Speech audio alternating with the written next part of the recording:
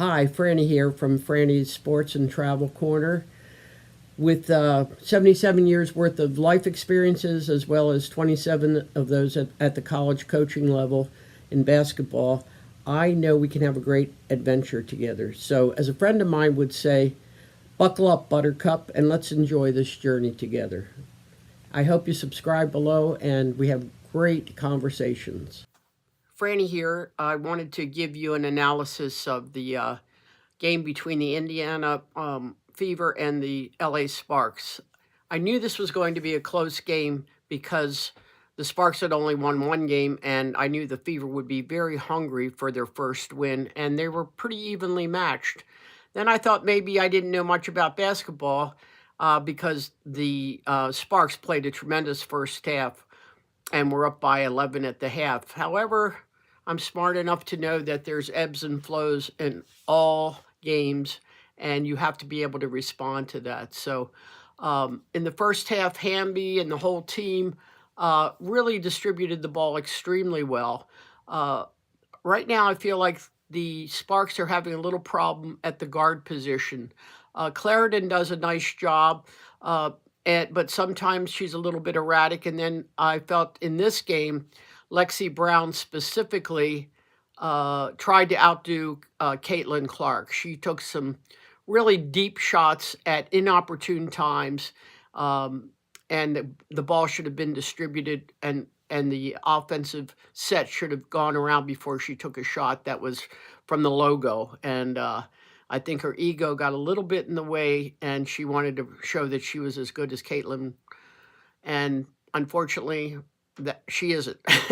So she needs to put that in check and realize that what she did in the first half, she needed to do in the second half.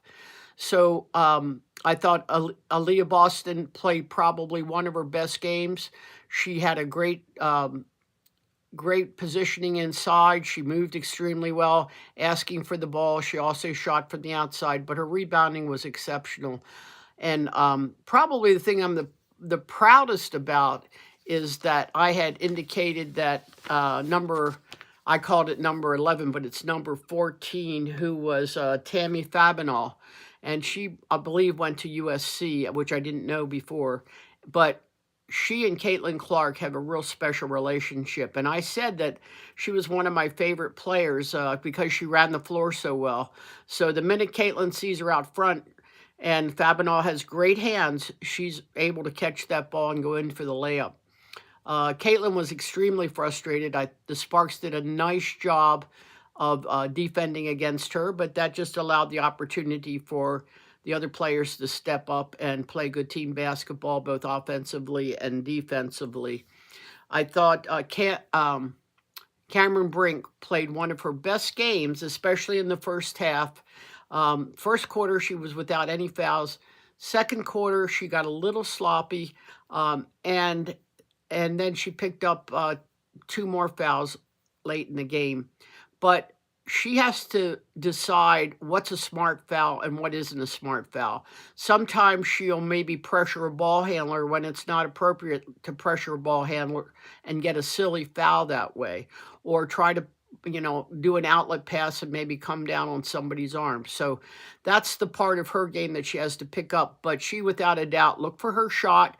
She hit her shot both from the three-point area. She drove. She did a nice job of posting up inside. So this was, without a doubt, I think one of her best games. She just has to get her foul situation under control.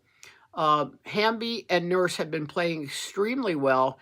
And in this particular game, they died in the second half. They got out of their whole offensive set, were begging for some calls, and you can't do that. You just got to come together and do what was working for you, which is get out on the break and also run your offensive sets until you get the best shot that you can get. And their momentum was stifled in that regard, and I think a lot of that had to do with the point guards taking control of the game. So I think Caitlin only had like 4 or 5 points, but this is Caitlin Clark. She had great assists, and at the very end, when they needed a three-point bucket in order to seal the game, she took that shot and hit it. So that's what everybody was waiting to come see, and that's exactly what they got from her. So I'm going to do quite a few of the Indiana games. I think that Caitlin Clark is great for the game of basketball, and anybody that, is trying to shame her or anything should stop it, because she's got a learning curve just like anybody else, and she is going to come through. But she has now played 4 games, and in each of those 5 games now, in each of those games, she has packed the audience. There are more people and more sold out arenas because of Caitlin Clark than any other uh, team that comes to town. So she's doing a lot for the game of women's basketball. She's got to keep herself in check a little bit. She gets frustrated, and sometimes she lets her mouth speak for her instead of letting her basketball speak for her.